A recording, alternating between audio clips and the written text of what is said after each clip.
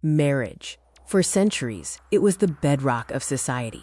But why, in the 21st century, are so many people hesitant to commit? We are witnessing a profound shift in the institution of marriage, moving away from its traditional roles. Marriage once provided social stability and economic survival.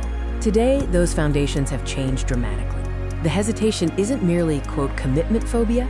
It's a rational, psychological response to an era defined by high-stakes individualism and re-evaluating what success looks like. At the heart of this modern fear is the psychological principle of loss aversion. Humans are hardwired to feel the pain of loss twice as intensely as the joy of an equivalent gain.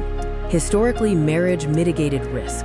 Today, many perceive it as a, quote, risky asset, viewing it as a potential liability or even a, quote, preemptive trauma due to high-conflict divorce narratives.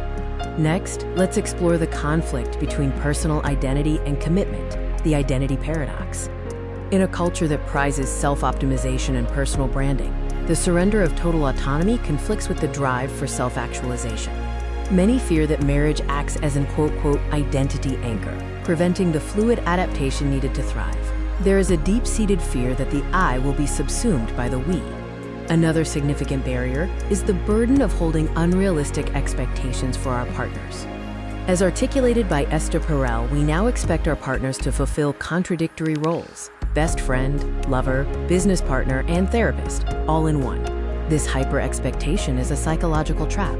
Since marriage is no longer required for basic survival, it carries the full weight of emotional fulfillment, leading to the fear of inevitable disappointment. Finally, pre-existing attachment styles magnify fears when considering marriage, highlighting the vulnerability gap.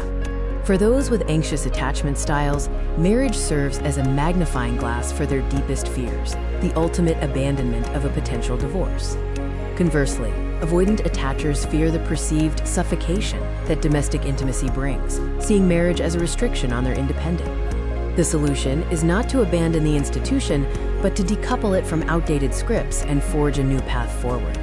Modern unions rely on intentional, ongoing, quote, conscious contracting about finances and boundaries, shifting the view from a static finish line to a dynamic partnership for growth. Marriage, though feared, is perhaps the most intensive environment for personal growth that exists. This fear is valid, but it is also an invitation to evolve and grow alongside your partner. The path forward is not to discard your sovereignty, but to find a partner with whom you can share it, without losing yourself in the process.